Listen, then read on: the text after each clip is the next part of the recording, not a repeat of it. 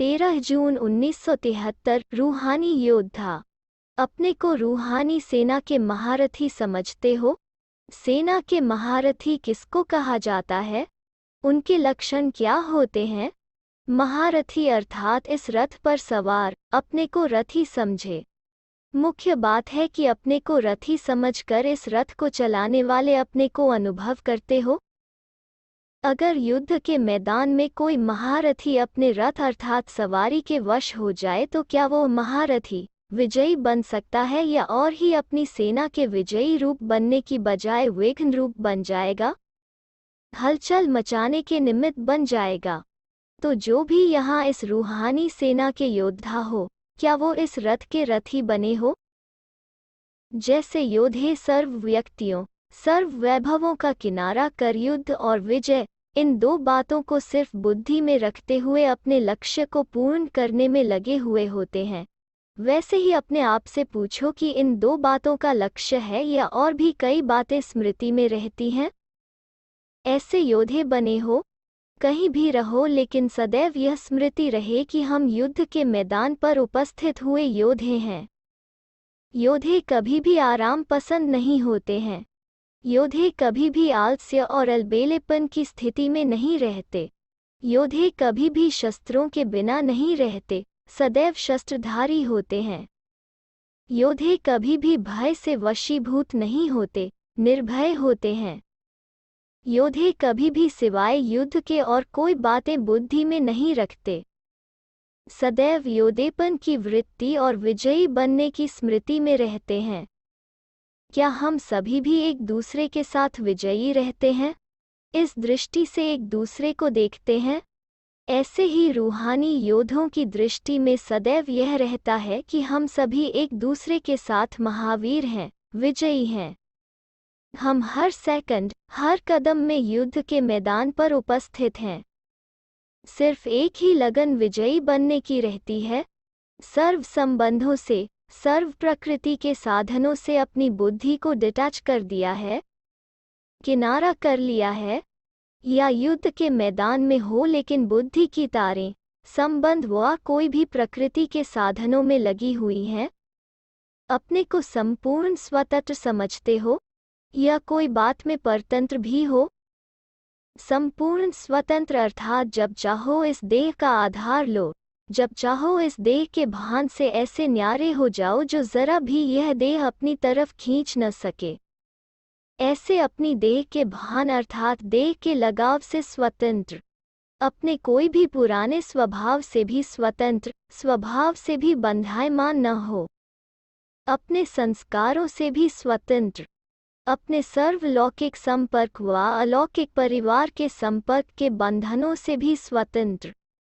ऐसे स्वतंत्र बने हो, ऐसे को कहा जाता है संपूर्ण स्वतंत्र। ऐसी स्टेज पर पहुँचे हो व अभी तक एक छो कर्मेंद्रिय भी अपने बंधन में बांध लेती है। अगर छो चींटी शेर को अथवा महारथी को हैरान कर दे तो ऐसे महारथी व शेर को क्या कहेंगे? शेर कहेंगे। एक व्यर्थ संकल्प मास्टर सर्वशक्तिमान को हैरान कर दे या एक पुराने 84 जन्मों का जर्जरीभूत संस्कार मास्टर सर्वशक्तिमान, महावीर, विघ्न विनाशक, त्रिकालदर्शी, स्वदर्शन चक्रधारी को परेशान कर ले, पुरुषार्थ में कमजोर बना दे, ऐसे मास्टर सर्वशक्तिमान को क्या कहेंगे? जिस समय इस स्थिति में होते हो, उस समय अपने ऊपर आश्चर्य नहीं लगता। यह शब्द निकलना कि मुझे व्यर्थ संकल्प आते हैं व पुराने संस्कार व स्वभाव अपने वशीभूत बना लेते हैं व बाप की याद का अनुभव नहीं है, बाप द्वारा कोई प्राप्ति नहीं है व छोटे से विघ्न से घबरा जाते हैं, निरंतर अतीन्द्रिय सुख व हर्ष नहीं रहता, खुशी का अनुभव नहीं होता। क्या यह बोल ब्राह्मण कुलभूषण के हैं? ऐसे ब्राह्मणों को कौन से ब्राह्मण कहेंगे? नामधारी ब्राह्मण। अगर सच्चे ब्राह्मण कहलाते और यह बोलते तो द्वापर युगी ब्राह्मणों और ऐसे कहलाने वाले ब्राह्मणों में क्या अंतर है? वर्तमान समय ब्राह्मण बनने वाली आत्माएं अपने आप को देखें कि क्या ब्राह्मणपन का पहला लक्षण अपने जीवन में लाया है। ब्राह्मणपन का पहला लक्षण कौन सा है? और संग तोड़ एक संग जोड़। अगर अपनी कर्मेंद्रियों की तरफ भी जोड़ है तो क्या यह ब्राह्मणों का पहला लक्षण है? जब पहली प्रतिज्ञा व पहला मर्जीवा जन्म का बोल ब्राह्मणों का यही है कि एक बाप दूसरा न कोई। यही पहली प्रतिज्ञा है अथवा पहला लक्षण है। तो पहले इस लक्षण व प्रतिज्ञा को व पहले बोल को निभाया है या एक कहते हुए भी अनेकों तरफ जुटा हुआ है? तो क्या ऐसा नामधारी ब्राह्मण विजयी कहलाएगा? ब्राह्मणों के लिए इतने बड़े विश्व के अंदर अपना ही छोटा सा संसार है।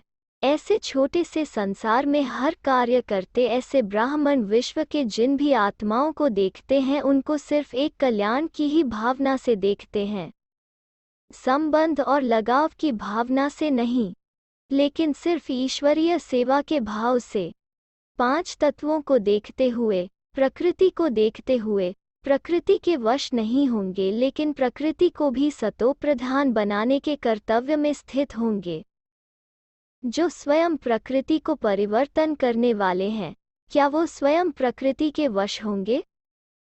जो अभी प्रकृति को वश नहीं कर सकते वो भविष्य में सतो प्रधान प्रकृति के सुख को नहीं पा सकते। तो प्रकृति के वश तो नहीं होते हो। यह तो ऐसे हुआ जैसे कोई डॉक्टर रोगी को बचाने जाए लेकिन स्वयं रोगी बन जाए। कर्तव्य है प्रकृति को परिवर्तन करने का और उसके बजाय प्रकृति के वश हो जाए तो क्या उनको ब्राह्मण कहेंगे? ब्राह्मण तो सभी बने हो ना। कोई कहेगा क्या कि मैं ब्राह्मण नहीं हूँ? ब्राह्मण बनना अर्थात ऐसे लक्षण धारण करना। तो ऐसे लक्षणधारी हो या नामधारी हो, यह अपने आप से पूछो। ब्राह्मण जन्म की विशेषता क्या है जो और कोई जन्म में नहीं होती? ब्राह्मण जन्म की विशेषता यह है कि अन्य सर्व जन्म आत्माओं द्वारा आत्माओं के होते हैं, लेकिन एक ही यह ब्राह्मण जन्म है जो परम पिता परमात्मा द्वारा डायरेक्ट होता है। देवता जन्म भी श्रेष्ठ आत्माओं द्वारा ही होता है, परमात्मा द्वारा नहीं। तो ब्राह्मण जन्म की विशेषता जो सारे कल्प के अन्य कोई जन्म में नहीं है, ऐसी विशेषता संपन्न जन्म है।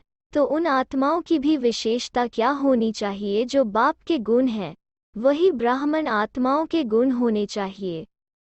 वो गुण भी इस ब्राह्मण जन्म के सिवाय और कोई जन्म में नहीं आ सकते। जैसे इस ब्राह्मण जीवन में त्रिकालदर्शी त्रिनेत्री ज्ञान स्वरूप बनते हो, वैसे और जन्म में बनेंगे क्या? तो जो सिर्फ ब्राह्मण जीवन के गुण हैं या विशेषताएं हैं उसको इस ब्राह्मण जीवन में अनुभव न किया तो फिर कब करेंगे? ब्राह्मण बन और ब्राह्मण जीवन की विशेषता का अनुभव ना किया तो ब्राह्मण बनकर किया क्या?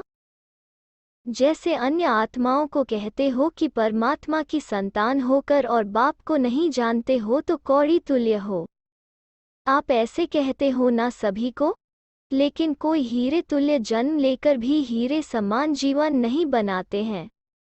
हीरा हाथ में मिले और उसको पत्थर समझ उसका मूल्य न जाने, ऐसे को क्या कहा जाता है? महान समझदार। दूसरा शब्द तो नहीं बोलना चाहिए। उल्टे रूप के महान समझदार कभी ऐसे तो नहीं बन जाते हो। तो ब्राह्मण जन्म के मूल्य को जानो। साधारण बात नहीं है, बस हम भी ब्राह्मण बन गए। सदैव अपने को चेक करो कि ब्राह्मण जीवन को निभा रहा हूँ। अच्छा, ऐसे श्रेष्ठ जन्म, श्रेष्ठ कर्म, श्रेष्ठ जीवन, श्रेष्ठ सेवा में सदा चलने वाली श्रेष्ठ आत्माओं को, विश्व कल्याणकारी आत्माओं को और सर्व बंधनों से संपूर्ण स्वतंत्र आत्माओं को बापदादा का याद प्यार नमस्ते। 18 जून